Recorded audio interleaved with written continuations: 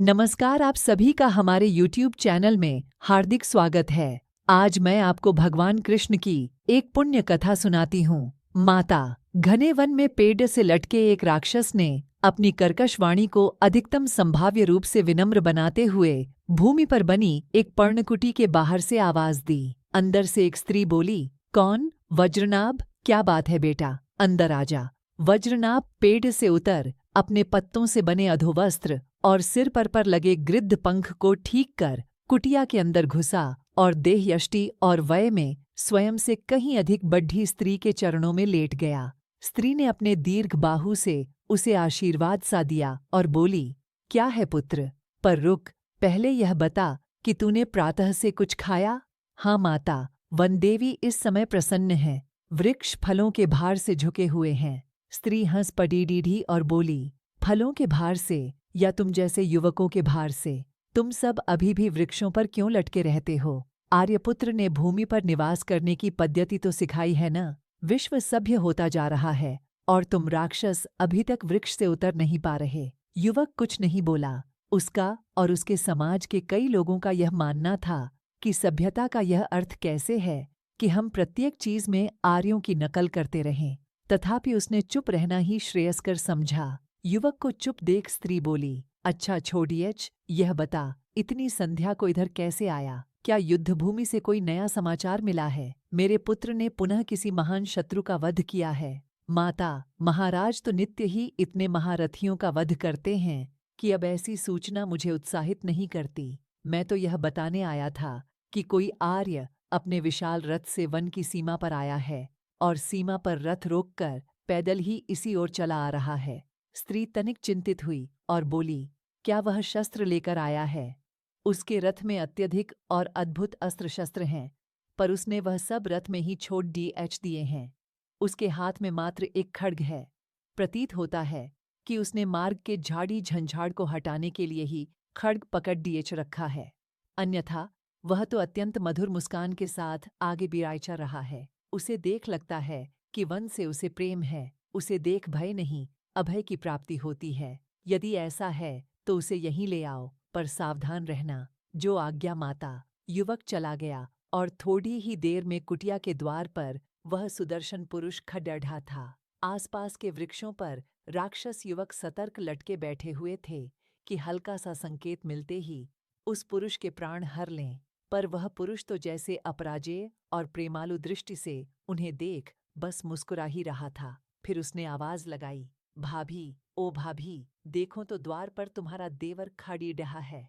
अंदर से आवाज आई, मैं आपको पहचानती नहीं आर्य, पर आर्यों के संबंधों को समझती हूँ। आप मुझे भाभी कह रहे हैं, अर्थात आप शत्रु नहीं हो सकते। कृपया प्रवेश करें। पुरुष अंदर गया और देखा कि स्त्री अपने कुलदेवता के सम्मुख बैठी हुई है और राक्षसोचित विधान से अपने देवता की पूजा कर रही है। पुरुष ने पहले उस देव प्रतिमा को प्रणाम किया और पश्चात स्त्री के चरणों में झुक गया। स्त्री अचकचा गई और बोली, क्या आर्य भी राक्षसों के देव को और किसी राक्षसी को प्रणाम करते हैं? भाभी, सारे देव उसी देवाधिदेव महादेव के रूप हैं और महादेव तो सबके हैं। रही आपको प्रणाम करने की बात, तो क्या आपके बाकी 3 देवर आपको प्रणाम नहीं करते थे? आप मुझे बार बार भाभी कह रहे हैं, कृपया अपना परिचय दें। मैं आपका देवर हूँ, एक ग्वाला हूँ, आपके दूसरे देवर का सारथी हूँ और बडाडे भैया भीम का प्रिय भाई हूँ।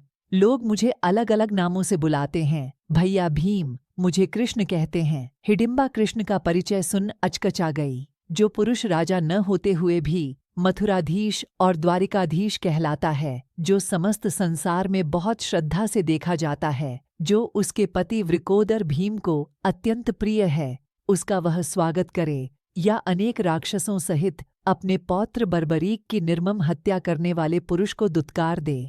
इसी उहापोह में उसकी वाणी से कुछ न निकला। अंततः कृष्ण को ही बोलना पड़ेढ़ा, क्या भाभी, मुझे बैठने को भी नहीं कहोगी क्या? मैंने आपके बारे में बहुत सुना है कृष्ण। आपने कभी किसी की नहीं सुनी और अपने मन की ही की है। आपको खे डेढ़ा रखने या बैठाने वाली मैं कौन होती हूँ? मुझे आर्योचित व्यवहार नहीं आते, अतः क्षमा करें।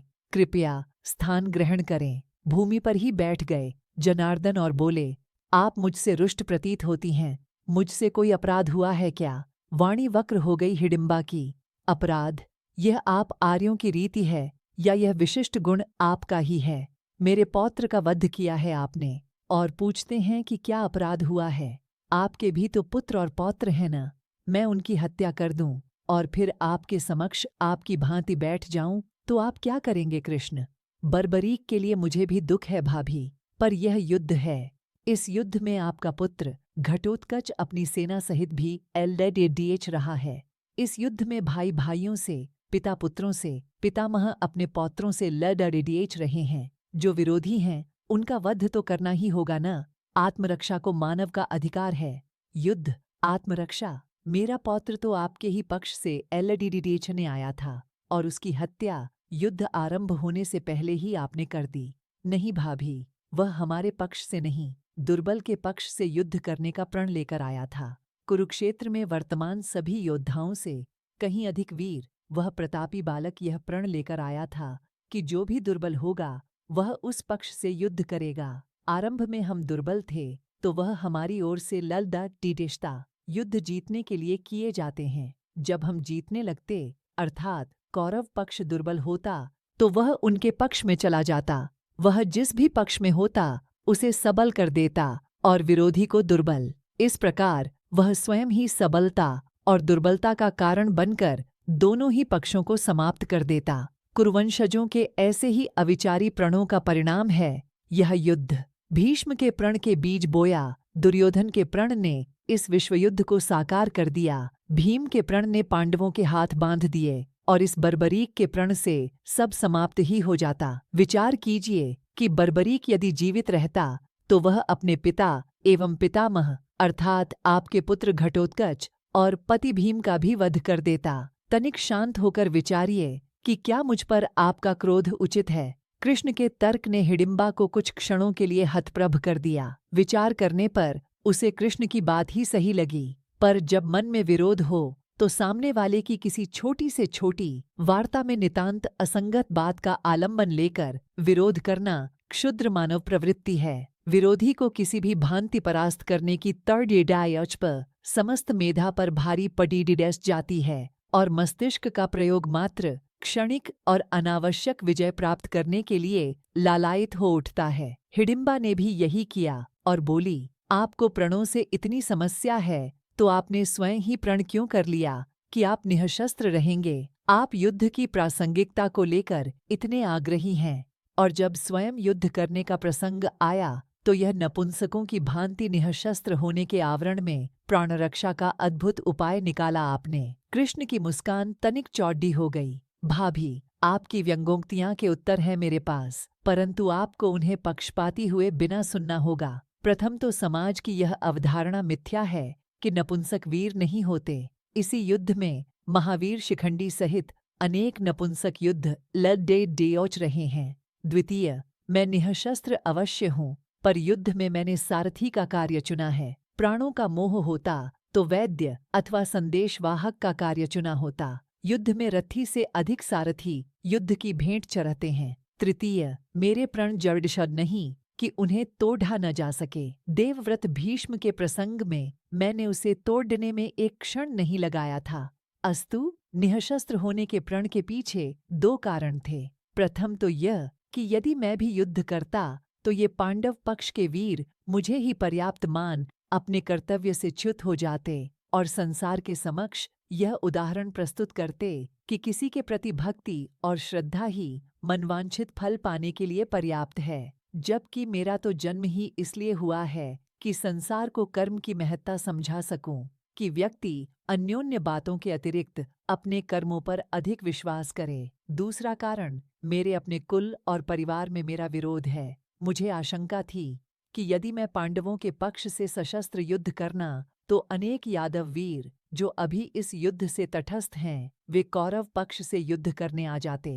हिडिंबा पुनः सोच में पेरिएच गई और कृष्ण की बातों को आत्मसात करने के बाद बोली, मैंने आपके बारे में बहुत सुना था, आज प्रत्यक्ष देख लिया कि क्यों वृकोदर आपका इतना सम्मान करते हैं। अस्तु, आप मेरे मन की गांठ को खोलने तो यहाँ नहीं आए होंगे। आदेश करें, यह राक्षसी आपके लिए क्या कर सकती है? मैं आपसे कुछ मांगने आया हूँ माता। माता, मैं भाभी से माता कैसे हो गई? क्योंकि मुझे भाभी से नहीं, एक माता से ही कुछ चाहिए। औपचारिकताओं से हम राक्षसों को दुविधा होती है। कृपया स्पष्ट आदेश करें। मुझे आपका पुत्र घटोत्कच चाहिए। घटोत्कच, वह तो पहले से ही आपकी शरण में है। आपके पांडवों के पक्ष से युद्ध कर रहा है। जो पहले से ही आपके पास है, उसे पुनः मांगने का क्या औचित्य है द्वारिकाधीश? घटोत्कच एक वीर पुरुष है। युद्ध में उसने अनगिनत शत्रुओं का वध किया है। कौरव पक्ष में भी अनेक वीर हैं, जिनमें से एक कर्ण के पास एक अमोघ शक्ति है। उसने निश्चित किया है कि वह उसका प्रयोग अर्जुन पर करेगा। यदि इस युद्ध में अर्जुन मारा गया तो समस्त पांडव सेना का उत्साह भंग हो जाएगा और धर्मराज युधिष्ठिर को सहज ही बंदी बना लिया जाएगा। पांडव सेना यदि शरीर है तो युधिष्ठिर उसका शीश और अर्जुन उसकी आत्मा। इन दोनों की रक्षा करने से ही धर्म की रक्षा संभव है। यदि ये दोनों न रहें तो युद्ध का यह विराट आयोजन निष्फल होगा, अधर्म की जीत होगी और लाखों लाख वीरों का प्राणोत्सर्ग निरर्थक हो जाएगा। क्या आप कोई भी बात स्पष्ट नहीं कह सकते आर्य? मुझे इन सब बातों से कोई सरोकार नहीं। मेरे लिए यह धर्म अधर्म कोई अर्थ नहीं रखते। मेरे लिए तो जिस पक्ष में वृकोदर हैं वहीं धर्म है।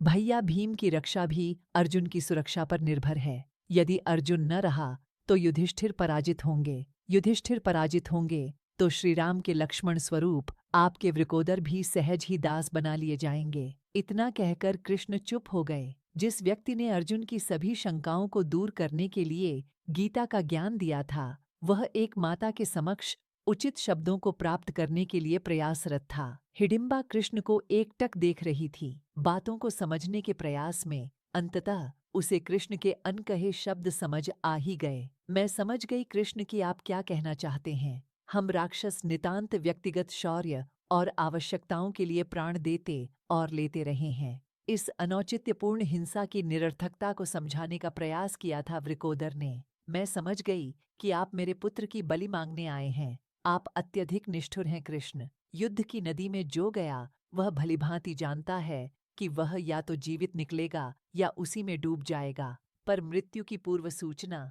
माता, युद्ध में वीर मरते ही हैं, पर कोई भी योद्धा जीतने के लिए युद्ध करता है। आपका पुत्र विशेष है कि उसे निश्चित मृत्यु और पराजय के लिए युद्ध करना है।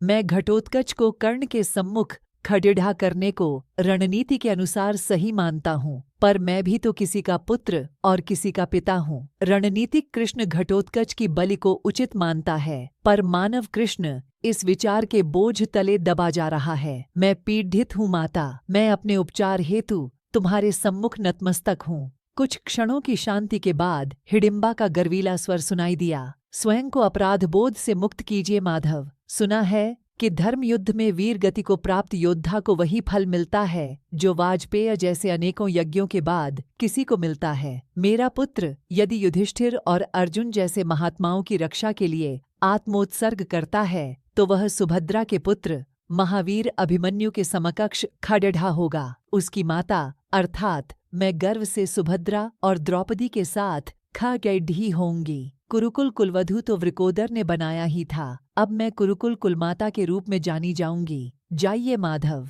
धर्म विजय के लिए आपको जो भी करना हो कीजिए। कृष्ण उठ खड़े हुए और हाथ जोड़कर बोले, माता, आपका पुत्र मेरे भांजे अभिमन्यु से अधिक वीर है। आप मेरी बहन सुभद्रा और महारानी द्रौपदी से अधिक पूजनीय हैं। आप माता पुत्र ने मुझे और धर्म को वरदान दिया है, अतः आने वाली पीढ़ियां अभिमन्यु और सुभद्रा द्रौपदी के नहीं, अपितु आप माता पुत्र के मंदिरों की स्थापना करेंगी और अपनी मनोकामनाओं की पूर्ति हेतु आपसे वरदान मांगेंगी। यह कृष्ण आपको और आपके पुत्र को नमन करता है।